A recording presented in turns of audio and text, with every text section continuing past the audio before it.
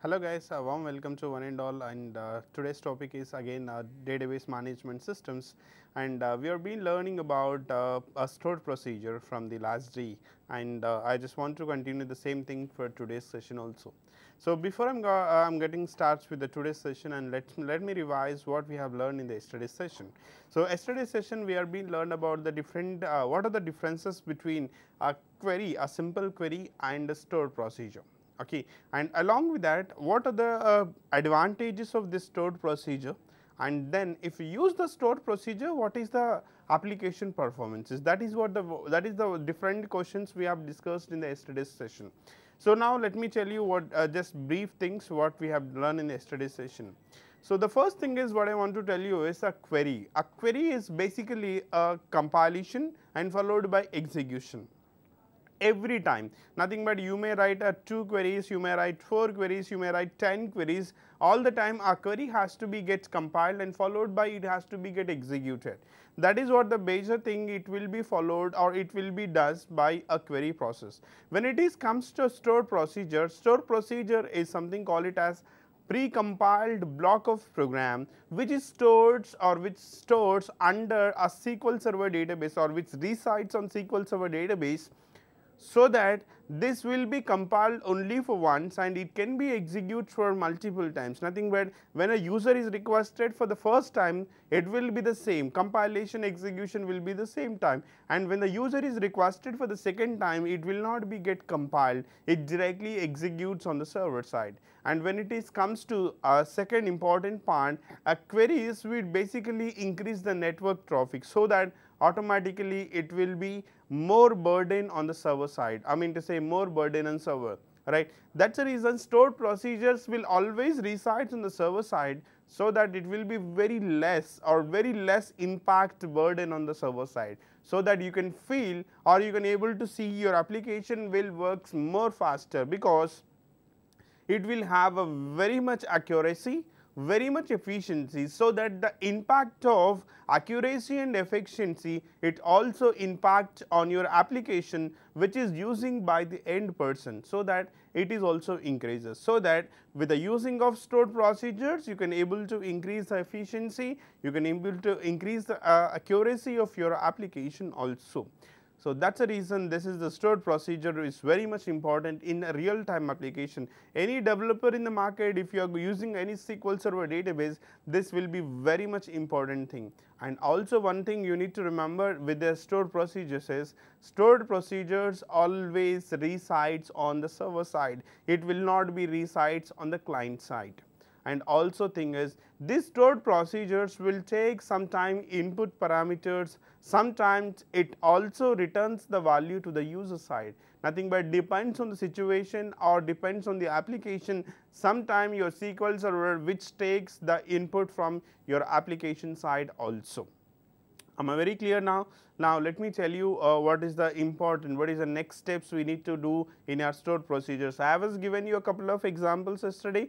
So I have given maybe 2 examples yesterday, and let me tell you a few more examples today, so that we can find importance of stored procedures in our development of databases, so that this will be the name of the stored procedures will be used by the front end person. Alright. So now let me just quickly tell you what is the stored procedures will do. Now let me just show you the screen one, so that you can just see that yesterday we are being learned about the different stored procedures. Before I am talking about this, let me tell you the syntax first of all. The syntax of the stored procedures tells you that create procedure is a command to create any of the stored procedure in your SQL Server database, and followed by name of the procedure. You can give any name, whatever you want to give a name to this. Okay. So that is a user defined name of any stored procedure. As I am talking about any stored procedures which is defined by the user, which always starts from USP underscore, nothing but it is a user stored procedure, and this is optional. When I am talking about parameters, sometime input parameters, sometime output parameters, this output parameters is optional, nothing but whether you can write it or whether you cannot write it, that does not make anything, or when you write it you have to pass some value to this. As a when you are creating the procedure with some of the input parameters as a user, when you are using that stored procedures, you have to pass some input parameters to it, as, begin, and followed by a group of statements. As I told you yesterday that a group of SQL statements, nothing but as a I mean to say, yesterday I told you that, for example, as a requirement you want to execute a group of statements, or you want to execute 4 or 5 select statements at a time, or you want to execute 4 or 5 insert statements at a time. So in that case, you want to execute all the statements together as a single unit or single executable, then you can just put all this, you can integrate all this particular SQL statements into this particular stored procedure, so that you can able to execute all the SQL statements, all this particular SQL statement. Nothing but if it is group of SQL statement, we basically call it as a batch, as I told you yesterday also. Now this batch will be executed altogether as a single executable, so that we can able to see output of that in a single shot, right. So this is how you can able to see the basic stored procedure, right. So now let me tell you once again yesterday's stored procedure. First of all, I have created the first stored procedure yesterday, which does not have any input parameters to it. So just creating a stored procedure. Let's see, create procedure is a command to create the stored procedure, and followed by name of the procedure. You can create any name, right. So that user defined name, it has to always starts from USP underscore user defined stored procedure. And here I am talking about the procedure which is not having any input parameters, so that you can skip that input part, as, begin, right, and followed by name of the stored name of the particular SQL command, or you can name it any different kind of SQL statement. Sometime you can write a select statement, sometime you can write insert, sometime you can write update, or sometime you can write delete. All this particular thing has to be executed as a single thing, and then you can execute, then you can end that particular procedure. So you want to execute this procedure, it's pretty simple. You have to use a command called execute, and followed by the name of the procedure is this one. You can execute as a single stored procedure. Alright. So now let me write some of the stored procedures today also. Let's see, the name of the procedure is let's see, right. So execute, because I just want to execute all of the particular commands has to be executed under eShopee database, right. So you want to execute under all this database, you have to use a use command to execute all these things under this part. And let me create a stored procedures to it. Create a procedure, and the name of a procedure is, okay. Alright, first I will tell you what is the requirement for to create this procedure is, okay. Someone is asked you to create a procedure, create one procedure, and this procedure has to have a, okay, department 10 and 20 people, alright. So I just want to create one stored procedure where it has to give an employees whose belongs to department number is 10 and 20. Normally how to write a select statement, you can write your select statement like this, select star from, right. So now what is the table name, TBL underscore employee, right, where employee, sorry, department number in, so maybe you can say department number 10, or maybe you can say department number 20, then you can execute this, so that you can able to see the records, which is of 4 records you got here. In this 4 records, a few employees belongs to department 1 table, and few employees belongs to department 20 table, okay. Alright. So now what I want to do is, as the same thing, I want to create this one as a random number, nothing but sometime they basically use as 10 and 20 departments. Sometime they ask you to get the details of maybe 30 and 40 or 20 and 10, depends on the requirement. Nothing but this 30 and 10 will be some random inputs. Nothing but how many inputs I need to give to this? I need to give our inputs as 2 different random inputs. Based on the random inputs, I need to generate a particular select list of the employees, alright. So now what I want to do is, I want to create a procedure, right. The procedure name is USP underscore, the name of the stored procedure is say get employee department data, alright. So now as I am expecting how many inputs to this, 2 random inputs I am expecting to this. Okay. So that for that what I want to create is, I want to create the 2 input parameters to it. Say, let us say integer c, it is about integer, and integer x, it is also integer. Nothing but whenever you want to create any variable in a databases, we have to follow @ followed by the name of the variable, and followed by you can write the data type, what kind of data it is. Sometime it is integer, sometime it is string, sometime it is float, or sometime it is some other. So just you need to specify the respective data type here. Alright. So this is what the input parameter, nothing but whenever I am using the procedure name called this one, right, whenever I am using this particular name of the procedure, I need to pass the 2 values to this, otherwise this procedure will not be get executed. Say as a begin, right. So what I want to write is, I want to write a simple select statement here, where this select statement for the table called employee table, where clause, within the where clause I want to write the department number, supposed to be department number in. So how many departments I need to pass here? I just need to pass these 2 random inputs here, right. So first one is @c, and the second one is @x. Okay.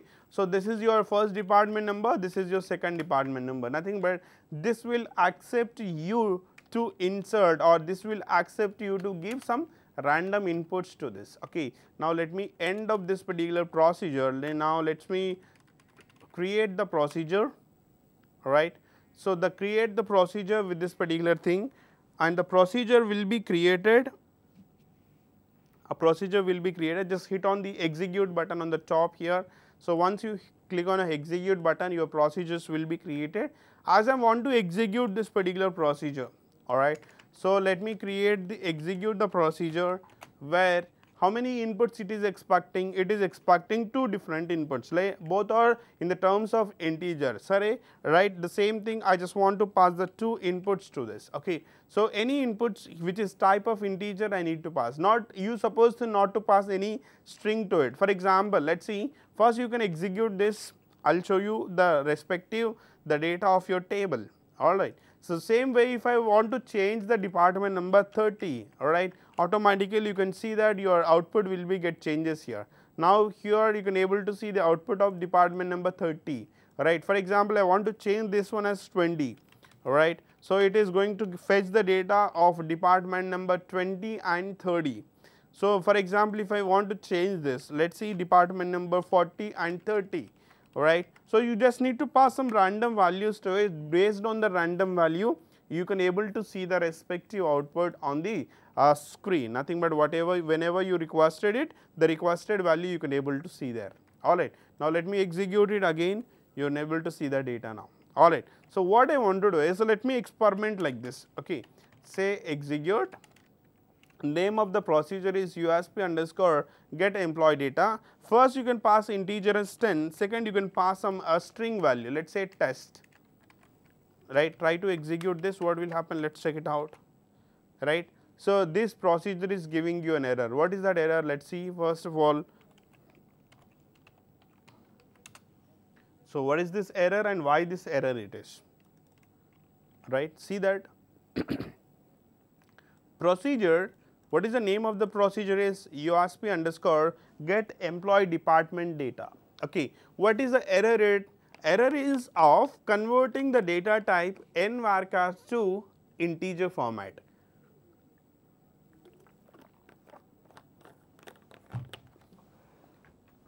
What it mean to tell you is, it is having a problem with conversion. What is that problem? It is, you are passing some n varchar data in the sense the thing which you are passing in a string format, that is something called varchar data, right.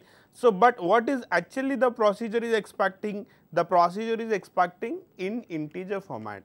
So that is the reason this query or this particular command is unable to execute, right. So that is the reason whenever you have a procedure, the procedure is created with certain parameters. It may be integer, or it may be a string, or it may be a character, or it may be a date.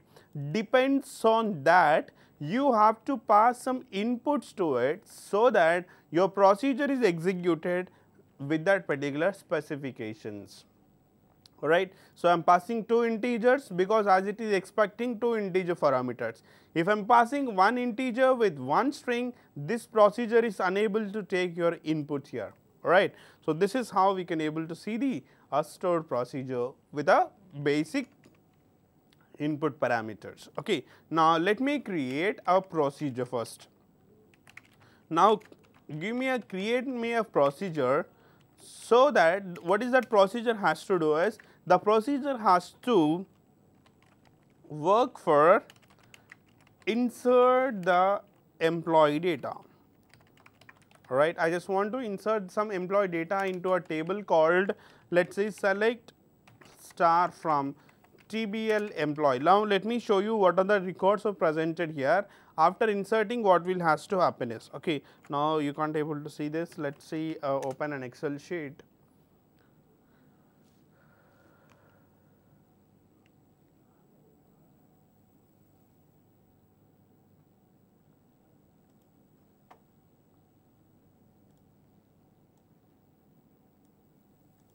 Okay, so now let me copy and paste this the data. So, how many records here right now? If you see that carefully, there are 7 records are presented in this table. So, how many columns it have? The column number 1 ID, the column number 2 name, the column number 3 salary, the column number 4 address, the column number 5 a department number. So, what I want to do is, I want to insert 8th record here, alright, but this 8th record has to be insert with the help of our new procedures here, right. So, first you have to write a procedure, right. This procedure has to in a position to insert, or this procedure has to give me specific output in a such a way that it has to insert a new record, right. So, if I pass any random value to this particular procedure, based on that random value it has to insert. Before you writing a procedure, you have to understand how many column values you need to pass. The first column value, it is supposed to not to pass from your side, because it is an identity column. This is the column which is automatically incremented by your database server itself. It may be Oracle database, or it may be SQL Server database, or it may be MySQL database. Any database you can use, right. If you are passing an identity column, that particular value cannot be passed from the user side. And the respective how many columns you need to pass? You need to pass a username column, you need to pass a salary column, and you need to pass address column, right, and also you need to pass a department number column, right. First, after that you need to understand what type of data you need to pass for this. Okay, username is type of varchar, salary is type of integer, and address is again type of varchar, and the department name is type of integer. Nothing but how many input parameters I need to pass? I need to pass the 4 input parameters with this respective data types. Am I very clear now? So, then let me flip to a SQL Server database once again. Now, let me open a new query window. Alright. So, let us see, use e_shoppy is the name of my database. Within the database, I want to execute all of my queries here. Alright. So, first thing is, how many input parameters you need to pass? 4 input parameters you need to pass.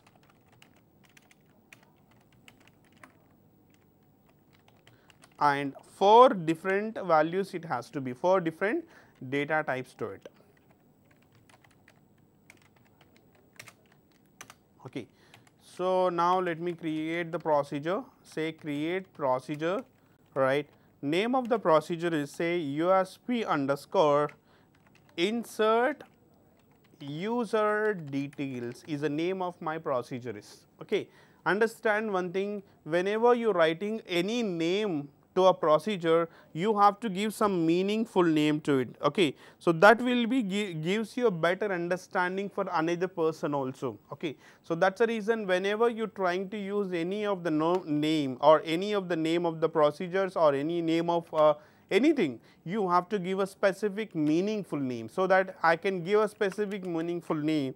So that how many input parameters I am expecting to this? I am expecting 4 input parameters. First parameter is type of integer. Let us say first one, what is the type it is? So first one, sorry, it is type of varchar. It's a because basically it's a name, right? So giving a name as 50, all right.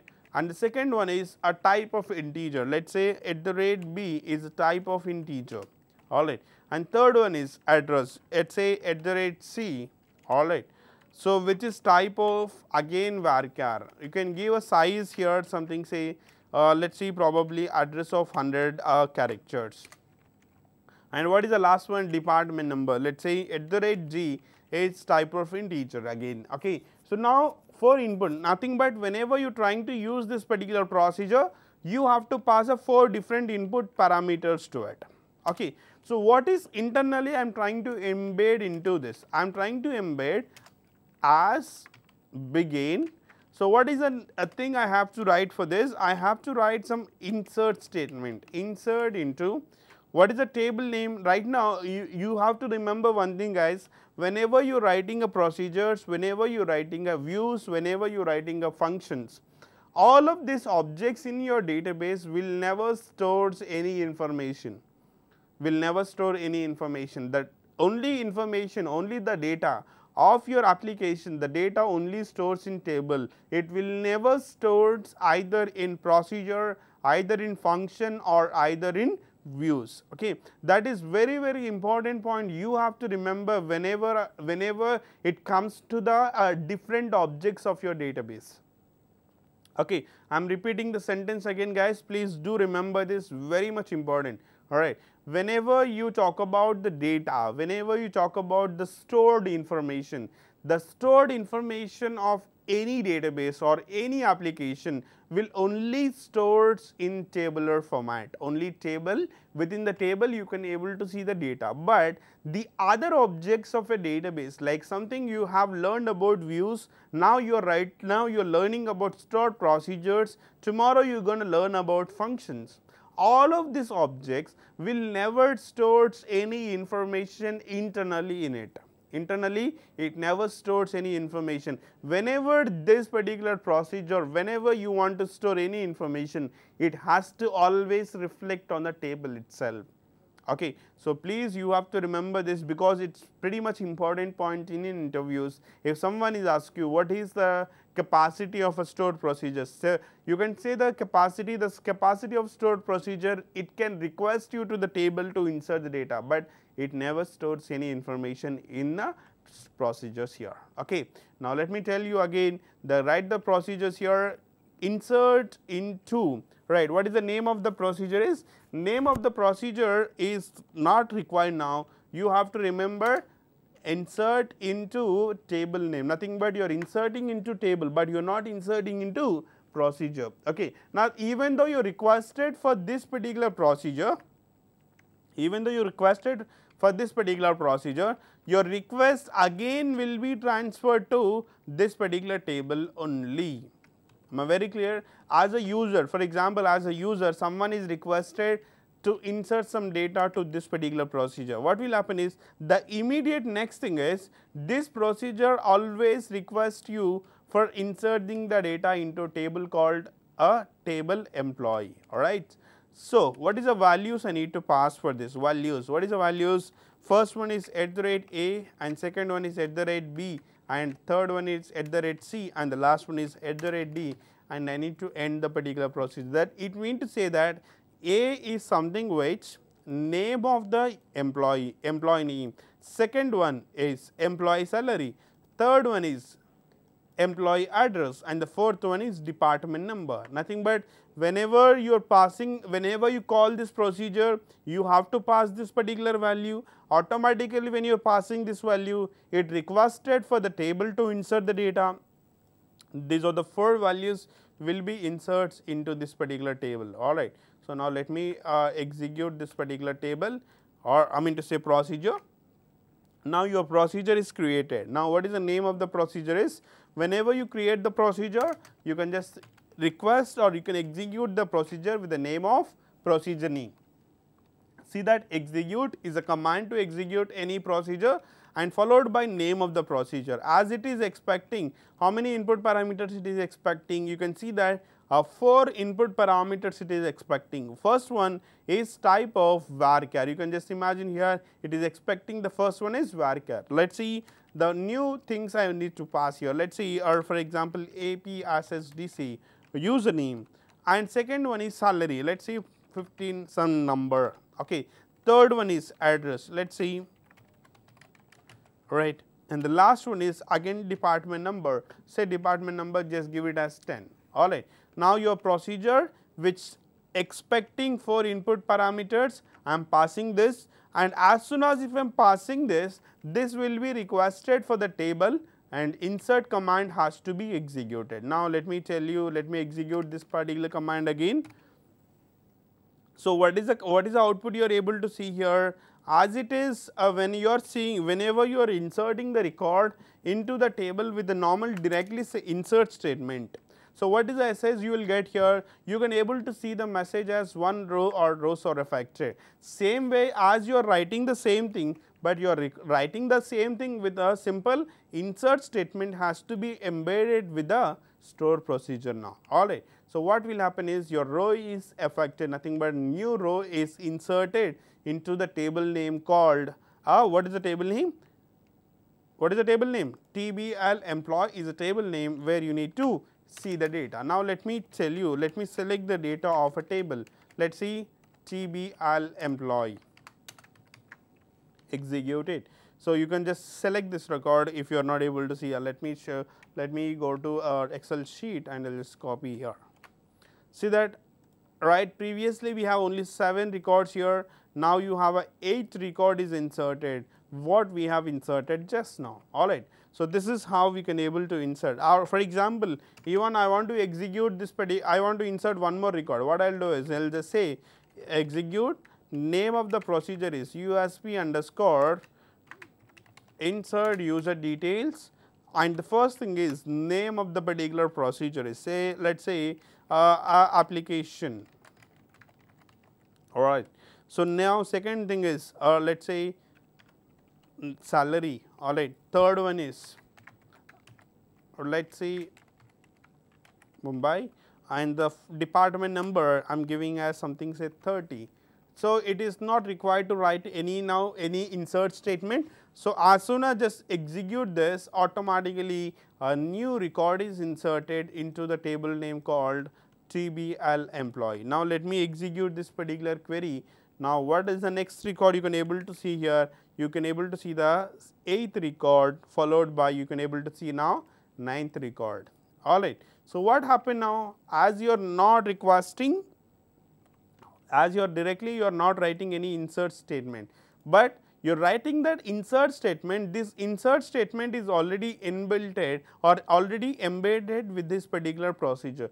Whenever you call this procedure, automatically insert statement does execute, then automatically when you execute that procedure, automatically you can able to see the output which is comes from the select statement, right. So if you want to execute one more time, let us see, pretty simple. Let us say execute name of the procedure, sorry. So what is the name of the procedure is, alright, say, alright. So what is the name of the procedure is, let us say USP underscore insert user details, alright. So what is the next thing, APSSDC, let us say student, okay. So some give some salary and gave a location, alright. So department number 20, alright. So now let me execute this particular query, alright. So now your new record is inserted, now the record will be the 10th record. Let us see that the 10th record will be able to see here. Previously you have 9 records, right. Now you can able to see the 10th record which is of APSSDC student. Just now we have inserted a new record into this particular table list. This is how we can able to create insert procedure, nothing but whenever you want to insert any record, you can able to pick this kind of procedure to insert the record. Instead of writing directly insert statement, try to integrate that particular insert statement into the select statement, I mean into a procedure. So, after introducing that into procedure, automatically when you call the procedure, when you need to pass some values, once you pass this value, automatically a new record will be inserted into this particular table. All right. So, now this is about insert procedure. Okay. Now, someone is asked you to update the procedure. Let me know update procedure. Right. Someone is asking me to write a procedure for update the details. What is update details is? For example, I need to give a certain employee ID. ID has to be given as an input to it. Let's see. Right. I have to give an input as ID. Right. This ID has been given an input, and based on this ID, I want to make sure has to be update some what has to be done updates is I have to done update on salary. So, for example, what I want to do is, for example, how many inputs I need to give? I need to give a 2 inputs. Okay, one is employee ID, right? Employee ID is 1, right? I want to add a new salary, updated salary. Let's say 50,000. It doesn't matter how much salary, it's already there in that. Okay, I want to update the new salary to 50,000. So, how to do this particular thing? All right. So, how many inputs we are expecting to this? 2 inputs, which is both are integer format. Let's see. Create a procedure. Create a procedure. Name of the procedure is USP underscore update user salary. Right. How many input we are expecting? We are expecting 2 inputs. The type 1 is again integer, and the type 2 is both are integer format, because both are integer. Employee ID is integer, employee salary is also same thing. Say as begin. What I want to write here is I want to write update query. Update. What is a query? You have to remember update table name set. What is the column you are trying to set now? Employee salary column you are setting for a new salary, right? So, what is the value you can pass here? The second parameter will be the updated one, right? So, this has to be updated based on ID of an employee, where ID of an employee is something say A, right? Then you can just end the procedure is okay. So, now let me create this particular update procedure, execute this, right. So, what is the procedure name? This is your procedure name, execute name of the procedure, and here this procedure is expecting 2 input parameters. The first one is ID. Let us say one employee number 1 has to updated the salary about 45,000 or 50,000, whatever it is. Okay. So, now let me select this particular query and say update. So, automatically what will happen is again again the result will be shows in the same way when you are inserting the record. Updating a record also will show you the same message. All right. So, nothing but a new thing is done in your table, nothing but a new updation has been done on your table. So, whenever you want to see the record or whenever you want to select the information, select start from what is the table name, TBL employee is a table name, you just execute it. You can just only compare, only take the employee 1. All right. So, right now you can just go to the Excel sheet here. Right now employee salary about 26,000. After updating how much salary it is, let us see the newer salary of this employee is 45,000. We have just updated the record for the employee salary about 45,000. Now, for example, you want to update one more employee salary. Let us see, execute USP underscore or update employee salary. Second employee, I want to update the salary about 75,000. All right. So, now let us just select this particular record and update it. So, your record is updated, then just select this record, right. So, right now the second employee salary is updated to how much salary? 75,000. What is the previous salary is? 34,000. If you go for the second employee here, if you just new record is inserted, and right now what is the salary of this employee? 75,000. All right. So, this is how we can able to write a procedure for what?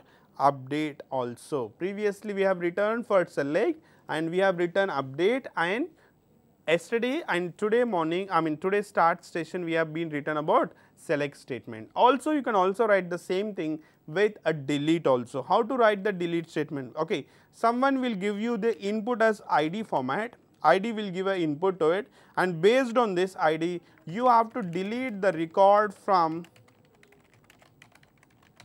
database. Nothing but you have to record, delete has to record from a database. How to delete a record? Create procedure, name of the procedure is USP underscore